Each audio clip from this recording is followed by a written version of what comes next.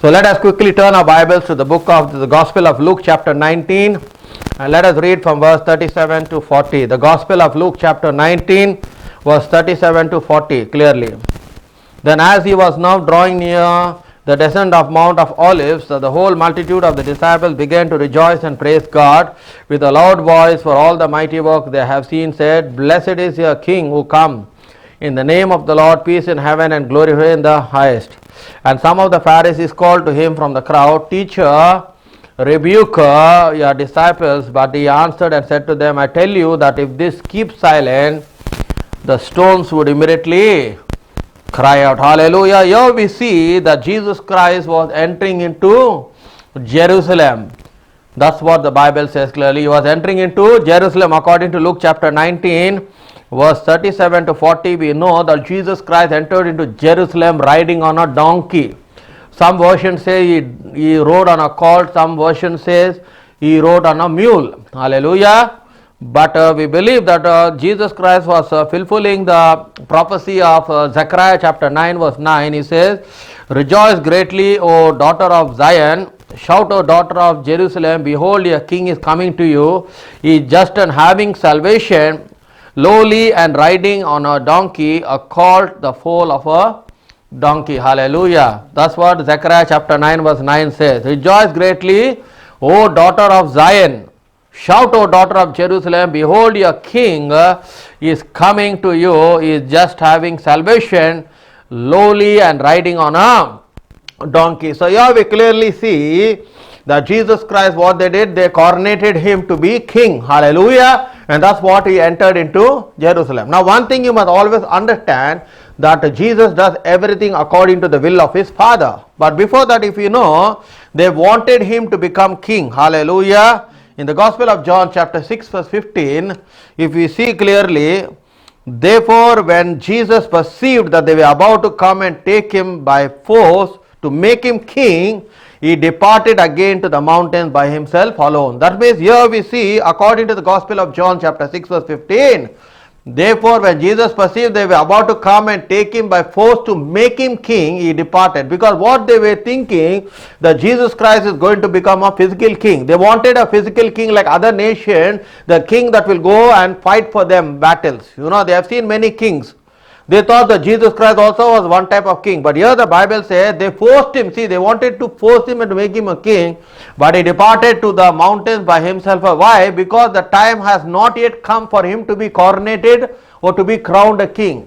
I always said something, that everything happens according to the will of God. Amen. Because this time has not come. See, even in the wedding of Cana, when Mary has, said that, in the wedding we are running shortage of wine. What Jesus Christ said in Gospel of John 2 verse 4, if you see clearly, he says, Woman, my hour has not yet come. That means his hour has not yet come for him to be crowned king. Hallelujah. But that exactly happened because Jesus Christ was fulfilling the prophecies of Zechariah chapter 9 verse 9. Because there what he says clearly. See here in John 2:4, Jesus said to a woman, what does the concern have to do with me? My hour has not, his hour never came. So even though they wanted to force him and make him king, what happened? They could not, because his time has not come. And that's where we see that Jesus departed into the mountain, where often he used to go and he used to pray. My brother and sister in Christ, that's what we see, that Jesus Christ was riding on a donkey. Hallelujah. So when Jesus was riding on a donkey, what happened? The donkey also was honored. Hallelujah. And the donkey was never used by anyone. Hallelujah. Amen. So that's where we see that when Jesus Christ comes into your life, you start getting honor. Hallelujah. That's what exactly happened to the donkey, my brother and sister in Christ. And not only that, here we also see, according to the scripture in Gospel of Luke chapter 19, 37 and 40, that they were offended. Who were offended? The Pharisees were offended because they were praising and giving glory to God. They say, Hosanna, blessed the Lord God highest. You see clearly. So they were praising, not only they were praising and they were glorifying Jesus to be the king, but also what they were doing, they humbled themselves and they put cloaks on the road and made Jesus Christ walk. That's how you know, my brother and sister in Christ, that's how they used to honor a king. Hallelujah. Because Bible clearly says that if you look into 2 Kings chapter 9 from verse 12 to 13, here we see in the narrative of 2 Kings chapter 9, here there is a person called Jehu. He was the commander of Israel clearly. But in chapter, the Bible says clearly that the prophet Elisha has sent his servant and said, go and anoint Jehu the captain, or the commander, for he is going to be king, according to 2 Kings chapter 9 verse 12 and 13. So therefore what happens? The servant of the Lord comes secretly and brings the message of the prophet Elisha. That's what we see in 2 Kings chapter 9. If you see from 1, he says clearly, and then what happened? And he asked the servant, do you have a message from me? He said, this is what the Lord is telling clearly, that he is going to make you king and anoint you to be king. So that's what we see in verse 12 and 13. So when the servants heard that what was told by the servant of the prophet Elijah, what they did in verse 12 and 13, then each man hastened to take his garment and put it under him on the top of the steps, and they blew trumpets saying, Jehu is king. That's how they did it in the Old Testament. So the same thing they are repeating, doing it with Jesus when he entered into Jerusalem. Hallelujah. And that's what is very much important, my brother and sister in Christ, that what they were doing, they were putting their cloaks before Jesus Christ can come. Hallelujah. They were welcoming him, they were honoring. Just like even in this country, when a prime minister or a president comes or a queen comes, what they will do? They will put a red carpet. Why they will put a red carpet? That means they are honoring her. Hallelujah. So that's why when they put a red carpet, that means you are honoring that person. But during the time of Jesus Christ, they did not use red carpet, but they used their own cloaks. So they used their own clothes and they put it before the king. Hallelujah. And that's what in a sign to show their humility to Jesus Christ, and they wanted to honor him in such a way that not only putting their cloaks and putting their clothes, they also cut branches of palm trees, and they started to wave and they started to give glory to God. Hallelujah. And that's what we see, my brother and sister in Christ, that when Jesus comes into your life, what happens? Your life also changes.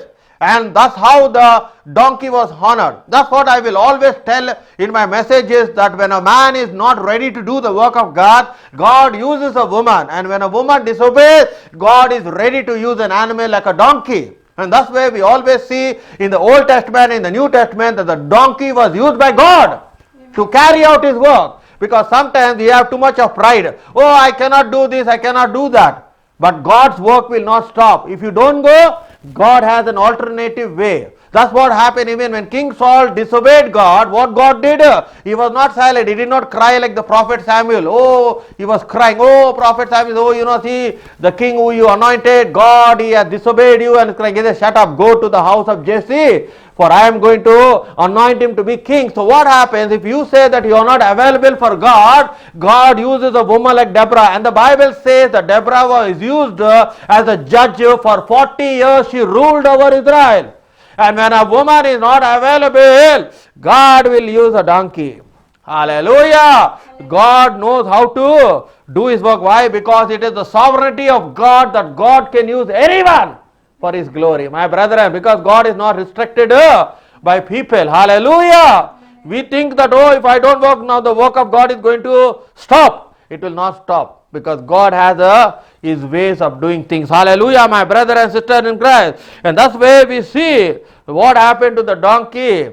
We know the narrative in Numbers chapter 22. We see clearly what happened. That Balaam the prophet, he was riding on this donkey. And what happened? Who hired him? The Moabite king called Barak. And what he said? I will give you reward. I will give you money. I will give you gold. Only one thing you must do. What he says? These people of Israel, they are huge in number. Only one thing he says. You must only curse them. Now why was he hired Balaam the prophet? Balaam the prophet was not a false prophet. He was a true prophet, a genuine prophet, chosen by God. But when the king, what he said, he showed him something more. Just like how the devil thought to tempt the people of God.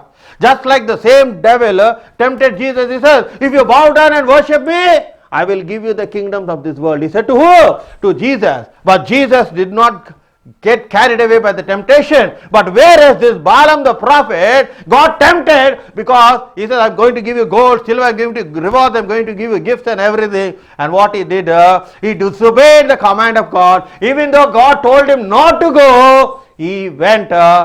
When he went, what happened clearly? The revelation which he had, the vision which he had from God, the prophecy which is, everything was taken, and he became blind that he could not see the angel of the Lord. And now he is riding on the same donkey. You see clearly. But what happened? His eyes were blind. He could not see the angel of the Lord. But God opened the eyes of the donkey to see the angel of the Lord. And the Bible says that 3 times, when the angel of the Lord appeared before the donkey humbled himself and he stood over there and he was not going forward. Now this prophet Balaam did not understand what was happening to the donkey. All these years he was riding in the same donkey, but he could not understand. Hallelujah, my brother and sister in Christ. Why? Because the donkey, every time it wants to go forward, is seeing the angel of the Lord appearing, and that's what it is stopping clearly. So if you look into Numbers chapter 22, verse 28 to 29, then the Lord opened the mouth of the donkey, and he said to Balaam, what have I done to you, that you have struck me these 3 times? And Balaam said to the donkey, because you have abused me, I wish there was a sword in my hand, for now I would have killed you. You see now, this donkey all his life is riding. So instead of being grateful to the donkey, what he is telling? You abused me. You see clearly what he is telling. What I have done to me, he says, because you have abused me, I wish if there is a sword in my hand, I would have killed you. He is telling to the donkey, I would have killed you by this time if there was a sword in my hand, because you abused me. But did the donkey abuse him? No, because only the donkey was able to see the angel of the Lord. My brother and sister in Christ. And that's what happened clearly in the verses down. If we see, then the angel of the Lord speaks to the donkey. Hallelujah. And after speaking to the donkey, you know what the angel of the Lord is telling? If it wasn't for the donkey who stopped there, I would have killed you and spared the donkey. Now see whose life has been spared now. Now this person, he wants to say that if I had a sword in my hand, I would kill you, he is telling to the donkey. But the angel of the Lord is telling, these 3 times, the donkey humbled himself, he stood there because he saw me. And because of the donkey, I am sparing your life. Otherwise, I would have killed you and kept the donkey alive. My brother and sister in Christ, what do we understand clearly? Sometimes our children, they go away, far away from God, and you start praying. God shows mercy upon them. Why? Because of your prayer. Hallelujah. Amen. So whose life was spared here? The Balaam the prophet's life was spared because of the donkey which he rode. My brother, and that's why we see that though Balaam the prophet was a genuine prophet of God, here we see that the donkey was honored. Amen. Hallelujah. And because of the donkey, what happened? Balak the prophet's life was saved. My brother and sister in Christ, that's why when Jesus Christ come into your life, just like how Jesus was riding on the donkey, what happened? He will honor you. Hallelujah. That's what the Bible says. Whoever honors me, I will honor you. So when you start honoring Jesus, when he comes, when he starts riding in your life, when he starts coming into your life, what happened? Not only that Jesus gets honored, he will honor you from your situation, just like the donkey. My brother and sister in Christ, that's what he opened the mouth of the donkey. The donkey never spoke in his life. Amen. Bible does not say anyway in the Old Testament, New Testament, that a donkey spoke in a human voice. But God wanted to teach the foolishness of the prophet that I can use anyone and can speak to anyone, my brother and sister in Christ. And that's why here, when Jesus Christ was coming on the same donkey, the Pharisees, what is happening? They are being offended, and they said, can you please tell your disciples to be silent? And Jesus said, if they are silent, even the stones which are dead, they will start praising and giving glory to God. My brother and sister in Christ, that's what we see, that every dead situation also, God can use it for his glory. Every dead stone, God can use it for His glory. He wanted to teach them that nothing can limit the power of God. Hallelujah. This planet Earth, there is a limit for everything. Everything has a limit. But God cannot be limited because of the sovereignty of God. And immediately they told the Pharisees, if you tell them to be silent, these stones which have never praised God, they will start praising God. My brother and sister in Christ, and that's very much important. We need to understand that God has given honor to the donkey. And that's why a donkey was chosen to carry the King of Kings and the Lord of Lords. Hallelujah. My brother, my sister in Christ. But nowadays, you think people will use donkeys? Will people use donkeys today? People will use horses. Whenever there is a royal ceremony, which pulls the chariots? The horses. Because horses means royalty. But Jesus Christ humbled himself so much that he did not say, bring me an horse, let me ride on the horse. Lowly state, that means he humbled himself and he says, bring me an ordinary donkey which has no value. Which has no value. So immediately Jesus Christ always uses things in this planet Earth which does not have value, which means nothing to the people, which means foolish to the people. God uses it for His glory. Jesus did not tell, oh, bring me a horse so that I will come in a horse like other kings. He never. Because other kings, they never rode donkeys. They rode what? They came on the horses. My brother and sister in Christ. And that's what we see, the humility of Jesus Christ. Though He was God, but still He humbled Himself in an ordinary way. And instead of coming on a horse, He came on a donkey. And the people greeted Him and shouted out and started to praise and worship God. My brother and sister in Christ, what we understand there is a great revelation in these.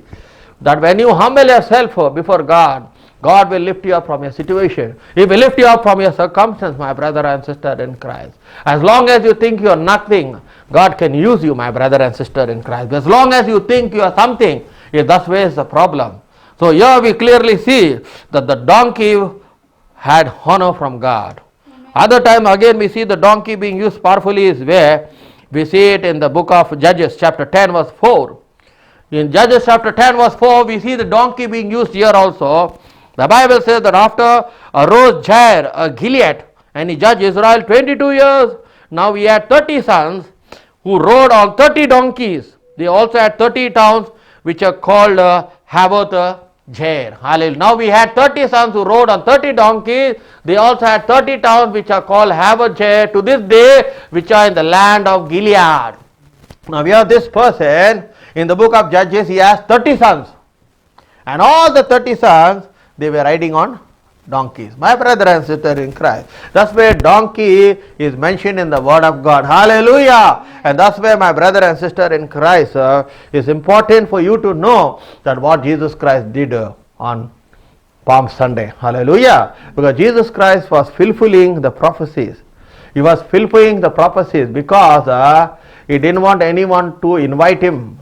He didn't want anyone to crown him to be king. You said, I showed you before, they forced him and they wanted him to become king. But Jesus Christ did not come to be a physical king. Jesus Christ came to be a spiritual king. Why? Because you need to understand, in a day to day, we do not fight a physical battle, but we fight a spiritual battle. But whereas the people during the time of Jesus were not able to understand the mind of Jesus. They thought that Jesus Christ came to become a physical king like other kings so that they will fight for us. Hallelujah.